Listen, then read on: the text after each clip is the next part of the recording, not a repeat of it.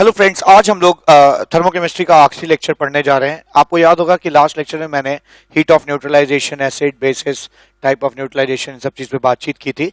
आज लेक्चर 7 में हम लोग बातचीत करेंगे heat of dilution, heat of precipitation, heat of transition, heat of hydration, heat of solution. तरह तरह की हीट्स पे बात करेंगे और इस चैप्टर को समेटने की कोशिश करेंगे। ठीक है, तो आइए लेक्चर नंबर 7 शुरू करते हैं। पहला पॉइंट, हीट ऑफ डाइल्यूशन। ठीक है, heat of dilution. Heat of dilution किसे कहते हैं? हीट ऑफ डाइल्यूशन का मतलब होता है किसी चीज को एक पर्टिकुलर कॉन्सेंट्रेशन से दूसरे पर्टिकुलर कॉन्सेंट्रेशन तक ले जाने में जो एनर्जी लगे उसे हम हीट ऑफ डाइल्यूशन कहते हैं। मान लीजिए यहां HCl है, एक्वस C1 कॉन्सेंट्रेशन पे है। ठीक है ना, C1 कॉन्सेंट्रेशन पे है, या आप कह सकते हैं HCl.40H2 है ना, ऐसा है। ये कोई कॉन्सेंट्रेशन है, आप इसको डिसॉल्व करके किसी और कॉन्सेंट्रेशन पे ले जा रहे हैं, HCl एक्वस। ठीक है, तो एक कॉन्सेंट्रेशन से दूसरे कॉन्सेंट्रेशन पर ले जाने में जितनी हीट लगती है, ठीक है, एक मोल सॉल्यूट को। दिक्कत यह है कि ये ध्यान रहना चाहिए कि यहां सॉल्यूट जो है, सॉल्यूट को एक ही मोल होना चाहिए।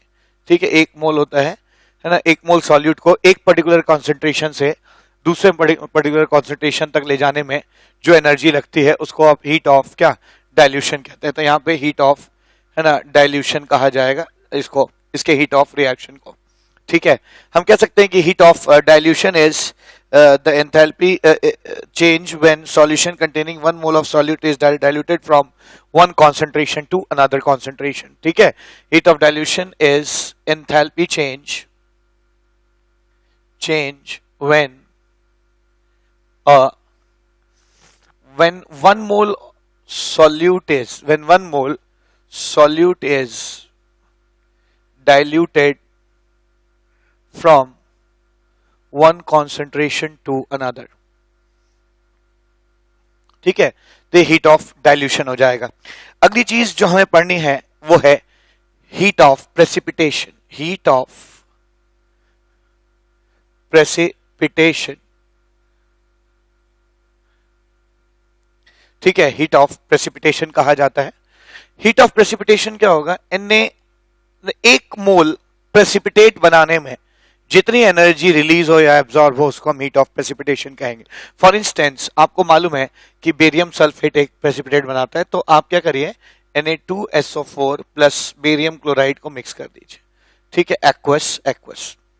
अब आप मिक्स कर रहे हैं, आपको मालूम है कि यहां पर बेरियम सल्फेट जो है वो सॉलिड एक प्रेसिपिटेट बना देगा, प्लस ट्वाइस NaCl है ना, बनेगा, एक्वस होगा ये ऑफ कोर्स। ठीक है, तो हीट ऑफ प्रेसिपिटेशन उस रिएक्शन में निकलने वाला हीट है जो एक मोल प्रेसिपिटेट बनने पर रिलीज होता है या एब्जॉर्ब होता है, उसको आप हीट ऑफ प्रेसिपिटेशन कहते हैं। ठीक है, तो ये छोटे छोटे डेफिनेशंस हैं जो इस लेक्चर में है। इस लेक्चर में ज्यादा थ्योरी है नहीं, सिर्फ आपको छोटे मोटे 2-3 डेफिनेशंस जानने हैं और इनके ऊपर क्वेश्चंस करना है। ठीक है, heat of precipitation is amount of energy released or absorbed when released or absorbed is amount of energy released or absorbed when 1 mole of precipitate is formed.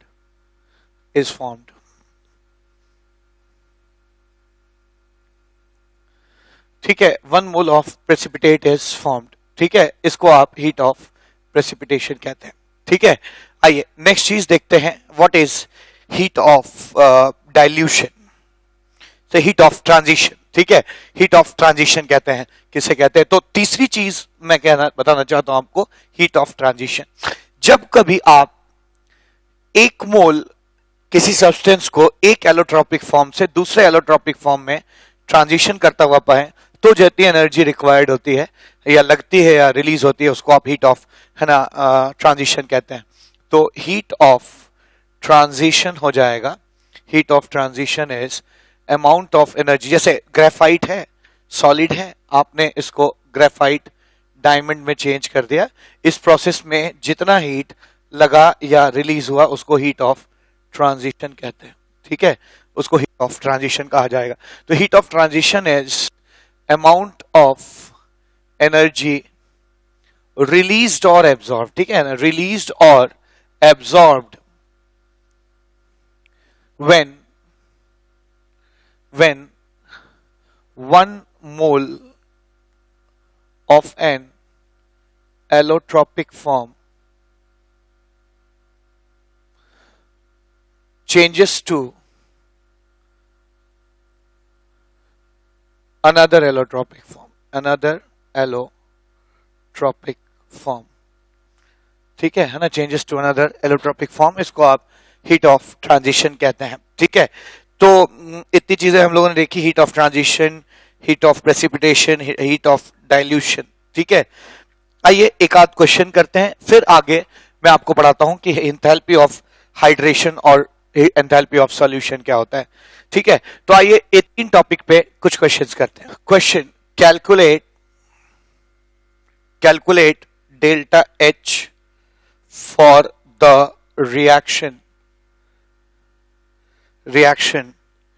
Ag plus aqueous plus Cl minus aqueous changes into AgCl solid at 25 degree Celsius, ठीक है, at 25 degree Celsius, given heat of formation of Ag plus aqueous is 105.58 kilo joule per mole, ठीक है, और heat of formation of Cl minus aqueous is equal to -167.16 kilo joule per mole, and heat of formation of AgCl is equal to -127.07 kilo joule per mole, ठीक है ना। तो ये information दी हुई है, अब कहा जा रहा है कि इसका हीट ऑफ रिएक्शन निकाला जाए। आइए इसको निकालने की कोशिश करते हैं, क्या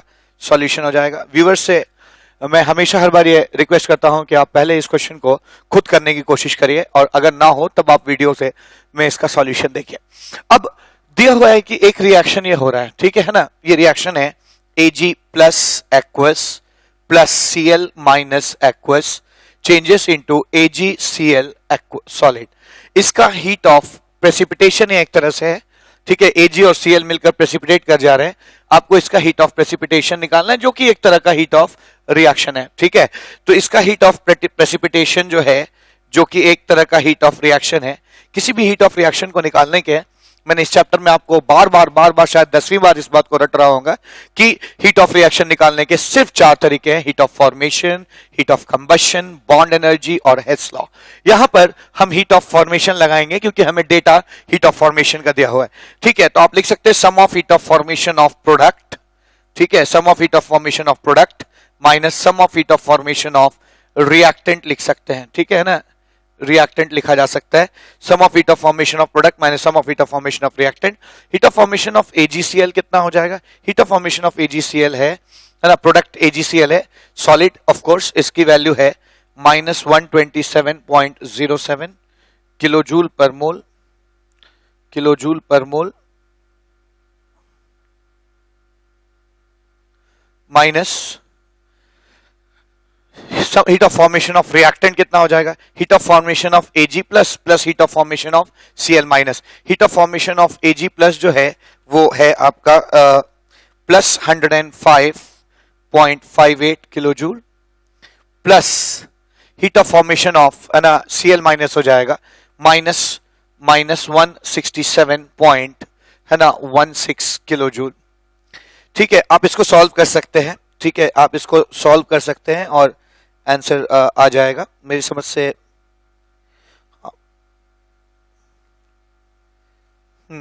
इसकी वैल्यू है ना मैंने सॉल्व की हुई है, और इसकी वैल्यू निकल के आती है ना -65 पॉइंट है ना -127.07 माइनस -105.58 प्लस 167.16, ठीक है ना। तो इसकी वैल्यू जैसा कि लोगों ने सॉल्व किया है, इसको सॉल्व करने पे ये निकल के आएगा 65.49 kilo joule.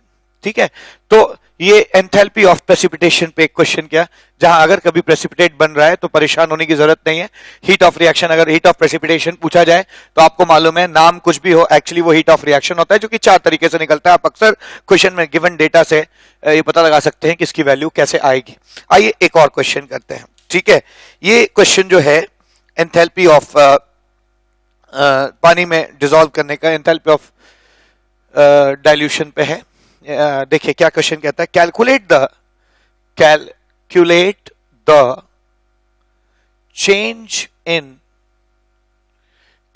Change in enthalpy when 1 mole HCl gaseous is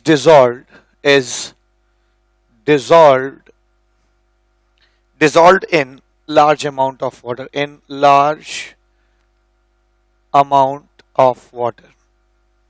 ठीक है, is dissolved in large amount of water at 25 degree Celsius. ठीक है, डिग्री सेल्सियस।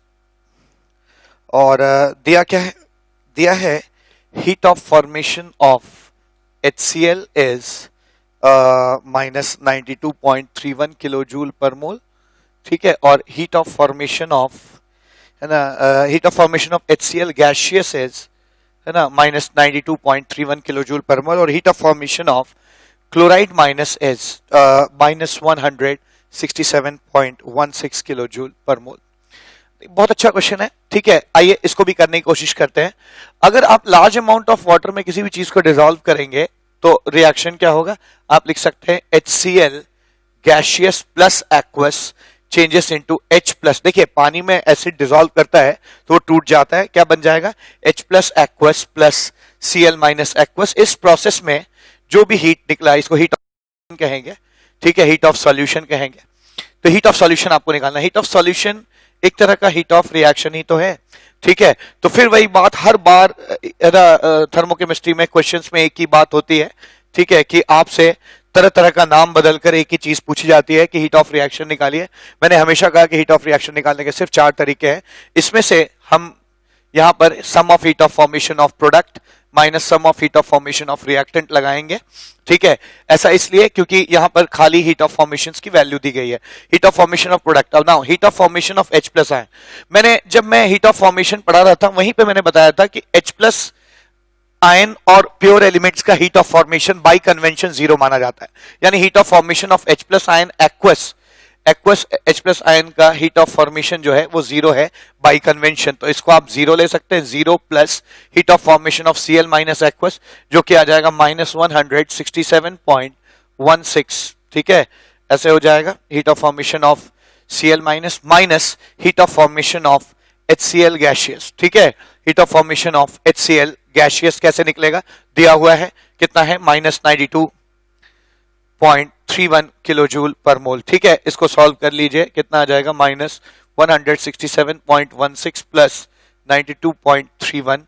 इसको सॉल्व कर लेंगे, 92.31 माइनस दिस इज -74। मैंने इसको सॉल्व किया आपके लिए, क्या आ जाएगा, -74.85 किलो जूल। ठीक है, तो अभी आपने देखा कि ना अगेन हीट ऑफ सॉल्यूशन पूछते चाहे हीट ऑफ प्रेसिपिटेशन पूछते, आपको कतई घबराने की जरूरत नहीं है, है ना। हर बार बेस में वो हीट ऑफ रिएक्शन पूछते हैं, और अगर आपको डेफिनेशन पता है तो आप एक रिएक्शन लिख पाएंगे, और रिएक्शन लिख पाएंगे तो आप डेफिनेटली उसके आगे का क्वेश्चन बहुत इजी हो जाता है। आइए आगे, heat of hydration, heat of lattice energy तो हम लोग पहले ही लेक्चर नंबर 3 या 3 में पढ़ चुके हैं।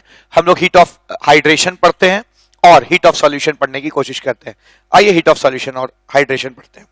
हीट ऑफ हाइड्रेशन किसे कहते हैं, और हीट ऑफ हाइड्रेशन पढ़ने में हम कहीं ना कहीं हीट ऑफ सॉल्यूशन तक भी पहुंचेंगे। आपको पता है कि जब भी मैं NaCl सॉलिड लिखता हूं, ठीक है, इसका मतलब यह है कि ये Na प्लस और Cl माइनस का लैटिस है।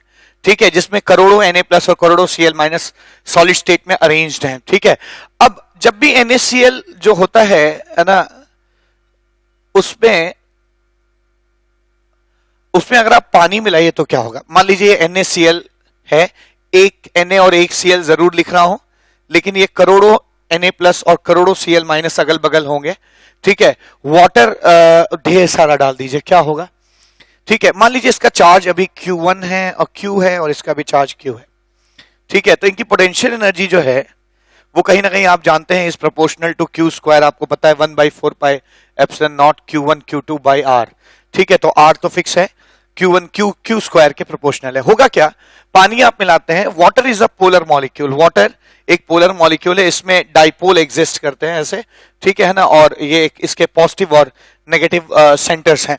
मैं वाटर के बदले ऐसा एक डायग्राम इस्तेमाल करूंगा कि एक नेगेटिव पोल है और एक क्या है, पॉजिटिव पोल है। अब क्या होता है, वाटर में जैसे ही आप नमक डालते हैं, NaCl डालते हैं, होगा क्या है ना, अगल बगल चीजें इसको घेरना शुरू कर देंगी, ठीक है ना, अगल बगल चीजें इसको घेरना शुरू कर देंगी। यहां पर Na+ जो है इसको धीरे धीरे धीरे धीरे इस Na+ को और Cl- को धीरे धीरे वाटर मॉलिक्यूल्स घेरना शुरू करेंगे। वाटर मॉलिक्यूल्स को मैं ऐसे दिखा रहा हूं, तो वाटर का जो नेगेटिव साइड होगा वो इधर आ जाएगा,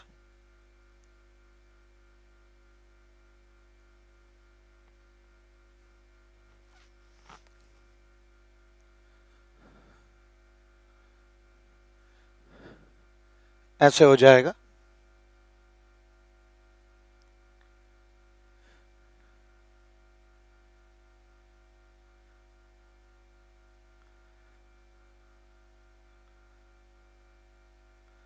और वाटर का ये नेगेटिव साइड इस तरफ आ जाएगा, और वाटर का जो पॉजिटिव पार्ट है वो Cl के अगल बगल आ जाएगा अट्रैक्शन की वजह से, ठीक है ना, अट्रैक्शन की वजह से ऐसा देखा जाएगा कि ये जो पॉजिटिव पार्ट है ये सारा एक तरफ आ गया Cl- की तरफ, और जो नेगेटिव पार्ट है ना वो दूर हो जाएगा।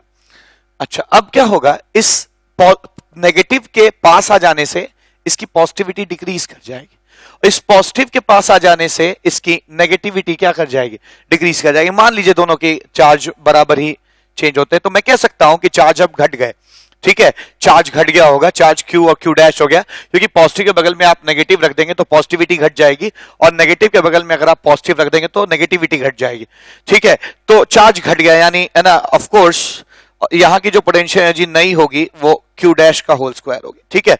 अब मैं कह सकता हूं क्या कि चूंकि Q से Q' छोटा है, यानी Q² से Q' छोटा होगा, यानी मैं कह सकता हूं इनिशियल पोटेंशियल एनर्जी जो है वो फाइनल पोटेंशियल एनर्जी से कम होगी। तो एनर्जी पहले, पोटेंशियल एनर्जी इस सिस्टम की सॉलिड स्टेट में, इस सॉलिड स्टेट लैटिस स्टेट में ज्यादा थी, है ना, पानी में जाने के बाद इसकी पोटेंशियल एनर्जी घट गई, कहां गई, ये जो U- U' है ये एनर्जी रिलीज हो जाएगी, ये एनर्जी रिलीज हो जाएगी, ठीक है, ये एनर्जी रिलीज होगी। ये जो एनर्जी रिलीज हुई, इस एनर्जी का एक बहुत बड़ा भाग वापस एब्जॉर्ब हो जाएगा लैटिस तोड़ने में, ठीक है ना, लैटिस तोड़ने में एब्जॉर्ब हो जाएगा, ठीक है। तो होगा क्या कि जो एनर्जी रिलीज हुई उसका एक बहुत बड़ा भाग लैटिस तोड़ने में चला जाएगा, क्योंकि कुछ ना कुछ इसकी लैटिस एनर्जी होगी, ठीक है ना, लैटिस एनर्जी होगी। इसके पूरी तरह से ऐसे हाइड्रेट हो जाने पे, देखिए वाटर अगर लेते हैं तो हीट ऑफ हाइड्रेशन कहते हैं, और अगर कोई भी अदर सॉल्वेंट लेंगे तो आप इसी रिलीज होने वाली एनर्जी को हीट ऑफ सॉल्वेशन कहेंगे, ठीक है, हीट ऑफ सॉल्वेशन कहा जाएगा। तो हीट ऑफ सॉल्वेशन या हीट ऑफ हाइड्रेशन रिलीज हुआ, इसी को हीट ऑफ हाइड्रेशन कहते हैं। हाइड्रेट होने में या सॉल्वेट होने में कितनी एनर्जी लग रही है, इसमें से एक बहुत बड़ा भाग रीएब्सॉर्ब हो जाएगा इस लैटिस को तोड़ने में, ठीक है, इस लैटिस को तोड़ने में, यानी हीट ऑफ हाइड्रेशन एनर्जी में से, इसको हाइड्रेशन एनर्जी कह दीजिए, में से लैटिस एनर्जी निकल जाएगी। मैं मान के चल रहा हूं कि लैटिस एनर्जी की वैल्यू कम है हाइड्रेशन एनर्जी से, मतलब इसके हाइड्रेट होने पे एनर्जी ज्यादा निकली, मान लीजिए 100 जूल निकली, तो 50 जूल से ये लैटिस टूट जाएगा, और बाकी नेट जो रिलीज हुई वो फिर फर्दर ऊपर चले गए, यानी हीट ऑफ हाइड्रेशन एनर्जी में से लैटिस एनर्जी निकाल देने के बाद ये टूट जाएगा। जो नेट एनर्जी रिलीज होगी उसको आप एंथैल्पी ऑफ सॉल्यूशन कहते हैं, ठीक है, एंथैल्पी ऑफ सॉल्यूशन कहते हैं कि इसको सॉल्यूशन बनाने में कितनी एनर्जी रिलीज हुई, ठीक है ना, रिलीज हुई, इसको आप एंथैल्पी ऑफ सॉल्यूशन कह देंगे, ठीक है। तो यहां पे मैंने ना सिर्फ हीट ऑफ हाइड्रेशन डिफाइन किया बल्कि हीट ऑफ सॉल्यूशन भी डिफाइन कर दिया इनडायरेक्टली। मैं फिर बताऊं, एक मोल किसी भी आयनिक सब्सटेंस को अगर आप पानी में डालते हैं और वाटर मॉलिक्यूल्स उसको पूरी तरह से हाइड्रेट करते हैं तो जितनी एनर्जी रिलीज होगी उसको हीट ऑफ हाइड्रेशन कहेंगे। हाइड्रेशन एनर्जी में से एक बहुत बड़ा तबका है ना एब्जॉर्ब हो जाएगा। आपको जानना चाहिए कि अगर ये मैं केमिकल बॉन्डिंग पढ़ाऊंगा, अगर लैटिस एनर्जी हाइड्रेशन एनर्जी से ज्यादा है तो ये लैटिस टूटेगा नहीं तो वो चीज इनसॉल्युबल हो जाएगी, ठीक है। लेकिन अगर लैटिस एनर्जी कम है हाइड्रेशन एनर्जी से तो क्या होगा, ये बॉन्ड ब्रेक कर जाएगा, आयनिक बॉन्ड टूट जाएगा। जो नेट एनर्जी इसमें से जो लैटिस एनर्जी चली गई, जो बची हाइड्रेशन एनर्जी में से लैटिस एनर्जी हटाने के बाद जो बचा उसको हीट ऑफ क्या कहते हैं, सॉल्यूशन कहते हैं। और ये बॉन्ड ब्रेक कर जाएगा और Na+ और Cl- अलग अलग हो जाएंगे, ठीक है, अलग अलग हो जाएंगे। और वाटर मॉलिक्यूल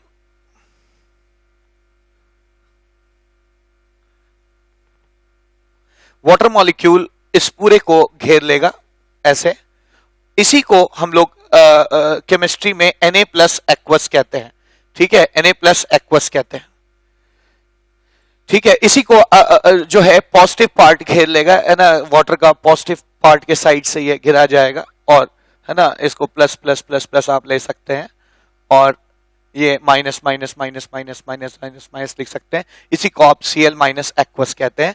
और जो नेट एनर्जी निकली है उसको आप हीट ऑफ क्या कहेंगे, सॉल्यूशन कहेंगे, which is of course lattice hydration energy minus lattice energy हो जाएगी, ठीक है। तो यहां मैंने आपको एक्सप्लेन किया क्या कि पानी में घुलने के बाद एक मोल आयनिक सब्सटेंस को जब वाटर मॉलिक्यूल हाइड्रेट कर देते हैं या सॉल्वेट करते हैं तो जो एनर्जी निकलती है उसको हाइड्रेशन एनर्जी कहते हैं।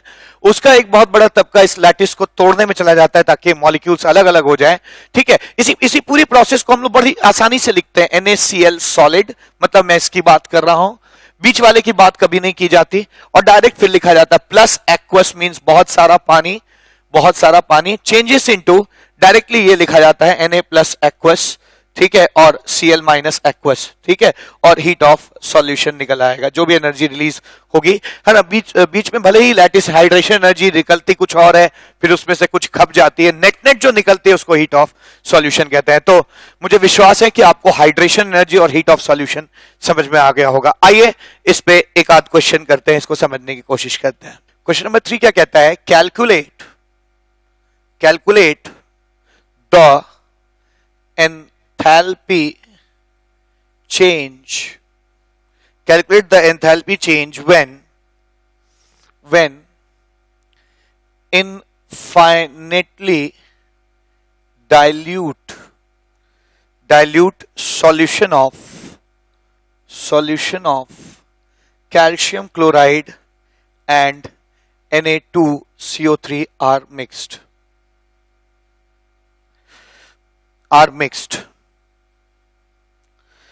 The heat of formation of calcium aqueous, carbonate aqueous and calcium carbonate solid are -129.8, -161.65 and -288.5 kilocalories per mole respectively. Now this is a very beautiful question, बहुत अच्छा क्वेश्चन है। आइए इसको सीखने की कोशिश करते हैं, ठीक है, क्वेश्चन कहता है calculate the enthalpy change when infinitely diluted solution of calcium chloride and sodium carbonate are mixed. मैं आपको एक खास बात बताऊं, जितने भी जो सॉल्ट होते हैं वो स्ट्रॉन्ग इलेक्ट्रोलाइट होते हैं, 100% टूट जाते हैं, ठीक है। तो यहां पर क्वेश्चन आपको एनालाइज करना होगा। कैल्शियम क्लोराइड इनफाइनाइटली डाइल्यूटेड है, मतलब calcium chloride solid plus aqueous changes into calcium this plus 2Cl- aqueous से टूट जा रहा है, ठीक है ना।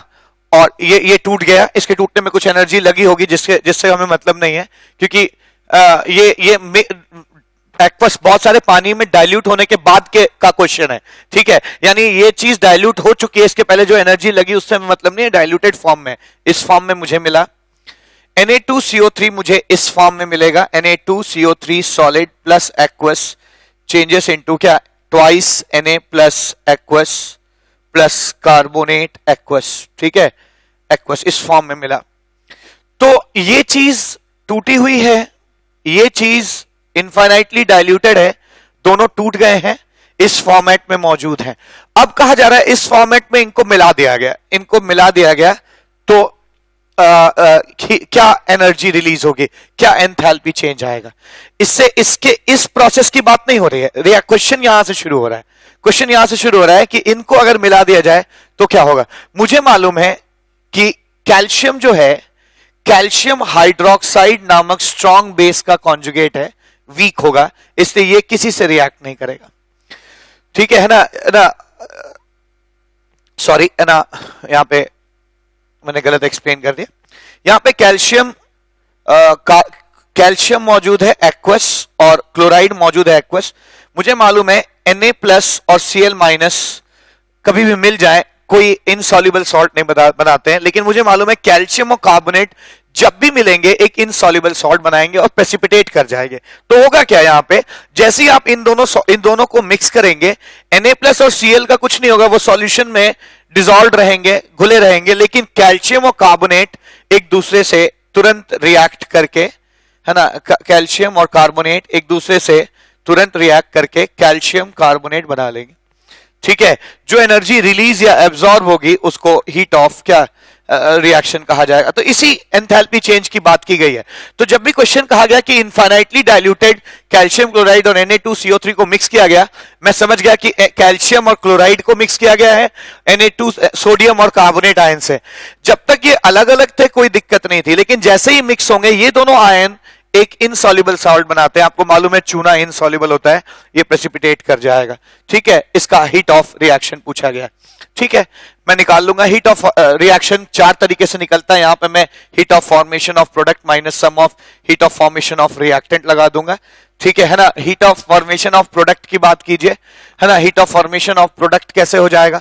तो कैल्शियम कार्बोनेट का हीट ऑफ फॉर्मेशन दिया हुआ है, कैल्शियम कार्बोनेट का हीट ऑफ फॉर्मेशन है ये -288.5, ठीक है। तो आप लिख सकते हैं -288.5 heat of formation of product minus heat of formation of reactant. Heat of formation of reactant कैसे निकलेगा, कैल्शियम का हीट ऑफ फॉर्मेशन कितना होगा, -129.8, ठीक है। कैल्शियम का हीट ऑफ फॉर्मेशन हो जाएगा -129.8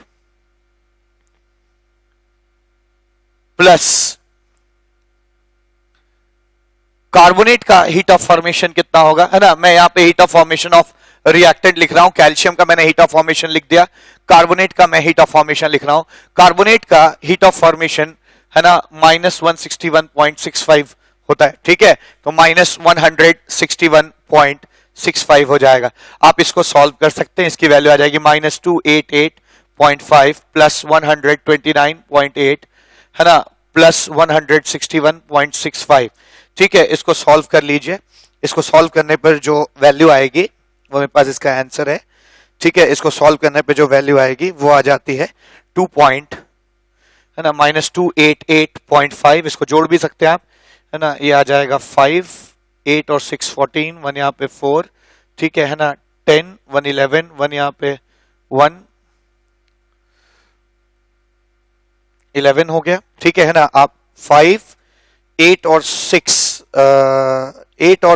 14, 5, 1 यहाँ पे 4, 1 10 11, 1 1 7 8 9 9, ठीक है, और ये 291.45, ठीक है।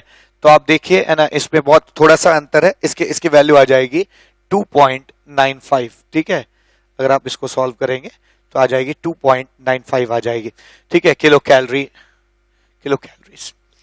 ठीक है। अगर ये किलो कैलोरीज में है, ऑफ कोर्स है, ठीक है, तो ये 2.95 किलो कैलोरीज आ जाएगा। तो एक क्वेश्चन देखा हमने जहां पे दो सॉल्ट्स के सॉल्यूशन को मिक्स करा गया है और पूछा गया इसमें एंथैल्पी चेंज कितना आएगा। आपको यहां पे सोचना था कि कौन से ऐसे आयन है जो रिएक्शन में पार्टिसिपेट नहीं करेंगे और कौन से दो आयन है जो रिएक्शन में पार्टिसिपेट करके प्रेसिपिटेट कर जाएंगे। जो प्रेसिपिटेट करेंगे, जो रिएक्शन में पार्टिसिपेट करेंगे, है ना, उन्हीं की वजह से हीट में चेंज आएगा। इनके वजह से कोई हीट में चेंज नहीं आएगा। आपको अभी थोड़ी देर पहले बताया मैंने, इस हीट ऑफ रिएक्शन को ही हम हीट ऑफ क्या कहते हैं, प्रेसिपिटेशन कहते हैं। ठीक है, हीट ऑफ प्रेसिपिटेशन किया जाता है, कहा जाता है। आइए इस लेक्चर का लास्ट क्वेश्चन करते हैं। नंबर आई गेस 5 होगा या 4 होगा शायद। ठीक है, 4। The solution of calcium chloride dot 6H2O in large volume of water is endothermic। ठीक है, is endothermic। ठीक है, एंडोथर्मिक है मतलब एनर्जी एब्जॉर्ब होती है to the extent of 14.644 kilo joule per mole. Full stop. For the reaction calcium chloride solid plus 6H2O liquid changes into calcium chloride dot 6H2O liquid. Delta H is minus 97.01 kilo joule per mole.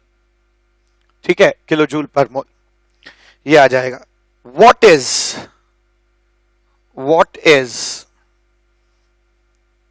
the enthalpy of solution of anhydrous calcium chloride in large volume of water? Now again that's a very beautiful question। ठीक है, question क्या कहता है, आइए इसको समझते हैं। Calcium chloride dot, ये हाइड्रेटेड सॉल्ट है, इसको पानी में अगर आप घोलते हैं बहुत ज्यादा पानी में तो इतनी एनर्जी एब्जॉर्ब होती है। एक रिएक्शन है कि अगर आप वाटर ऐड करेंगे, वाटर ऑफ क्रिस्टलाइजेशन ऐड करेंगे तो इतनी एनर्जी रिलीज होती है। क्वेश्चन पूछा जा रहा है what is the enthalpy of solution of anhydrous. Anhydrous मतलब जिसमें वाटर ना हो। एनहाइड्रस कैल्शियम क्लोराइड को बहुत ज्यादा पानी में घोलने में कितनी एनर्जी निकलेगी। ठीक है, अब देखिए पहले तो आपको इसका डिजायर्ड रिएक्शन लिखने की टेंडेंसी, डिजायर्ड रिएक्शन लिखने आना चाहिए। आइए एनहाइड्रस कैल्शियम क्लोराइड यानी सिर्फ कैल्शियम क्लोराइड को बहुत सारे पानी में घोलते हैं। अगर मैं कैल्शियम क्लोराइड सॉलिड को बहुत सारा पानी यानी एक्वस में जोड़ूंगा तो मुझे कैल्शियम प्लस 2 एक्वस मिलेगा प्लस 2Cl माइनस एक्वस मिलेगा। ठीक है ना, 2Cl माइनस एक्वस मिलेगा और इसका मुझे हीट ऑफ रिएक्शन निकालना है। देखिए हीट ऑफ रिएक्शन निकालने का बहुत सारा तरीका हो सकता है। ठीक है, हीट ऑफ रिएक्शन निकालने के बहुत सारे तरीके हो सकते हैं, जैसे Hess law, bond energy, heat of formation, ठीक है ना, और हीट ऑफ कंबशन। फिर से बोलूं, Hess law, heat of formation, heat of combustion और बॉन्ड एनर्जी। अब यहां पर मैं देख रहा हूं ना बॉन्ड एनर्जी है, ना हीट ऑफ फॉर्मेशन दिया है, ना हीट ऑफ कंबशन दिया है, यानी डेफिनेटली ये हेस लॉ से सॉल्व होगा। यानी जरूर एक आध रिएक्शन दिए होंगे जिनको उलट पलट कर मुझे ये डिजायर्ड रिएक्शन लाना है। आइए इस क्वेश्चन को सॉल्व करते हैं। ठीक है, जो रिएक्शंस दिए हुए हैं उनको लिखने की कोशिश की जाए। कैल्शियम क्लोराइड डॉट 6H2O को लार्ज वॉल्यूम ऑफ वाटर में घोला गया, यानी पहला रिएक्शन दिया है calcium chloride dot 6H2O plus aqueous gives, ये बहुत सारे पानी में 6 मोल पानी और घुल जाएगा तो भी वो पानी ही रहेगा। ठीक है, यानी आप लिख सकते हैं ये calcium plus 2 aqueous plus twice Cl minus aqueous. ठीक है, ये घुल गया और इसमें जो एनर्जी रिलीज हुई वो हो गई 14.644 किलो जूल। ठीक है ना, किलो जूल ये हो जाएगा। इसमें बहुत सारा पानी मिलाने पर ऐसा हुआ। अब सेकेंड रिएक्शन क्या दे रहा है, सेकेंड रिएक्शन ये दिया हुआ है कैल्शियम क्लोराइड प्लस 6H2O।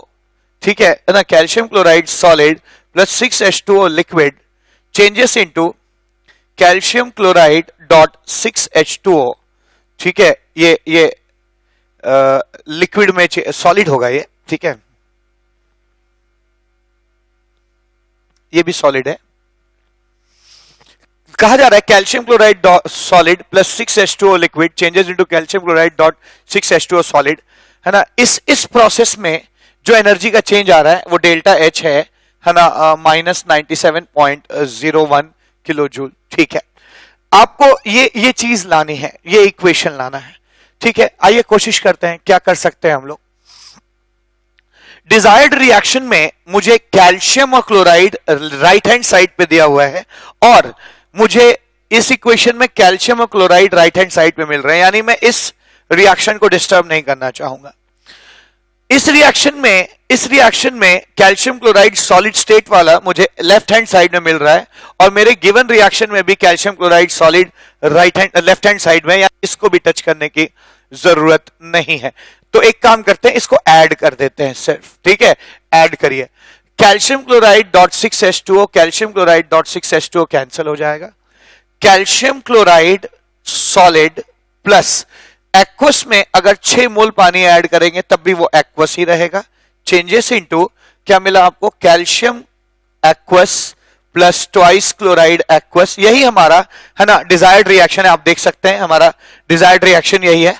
ठीक है, इसका मुझे हीट ऑफ रिएक्शन निकालना था। ये जो हीट ऑफ रिएक्शन आएगा वो इन दोनों हीट ऑफ रिएक्शन का सम हो जाएगा, delta H1 plus delta H2। यानी मैं लिख सकता हूं इस गिवन रिएक्शन में जो भी हीट का या एंथैल्पी का चेंज आया है वो हो जाएगा 14.644 माइनस 97.01 किलो जूल। आप इसको सॉल्व कर सकते हैं, है ना, और इसकी वैल्यू सॉल्व करने पे आएगी।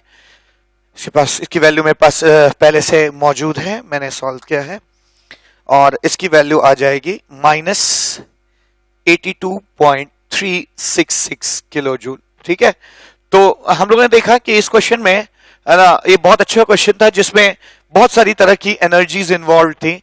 ठीक है, हीट ऑफ हाइड्रेशन इन्वॉल्व था, हीट ऑफ क्रिस्टलाइजेशन इन्वॉल्व था। ठीक है, और फाइनली हीट ऑफ सॉल्यूशन आपको निकालना था। ठीक है, तो आज थर्मोकेमिस्ट्री यहां पे समाप्त होती है। आज के लिए इतना ही, मिलते हैं अगले चैप्टर में। Thank you so much.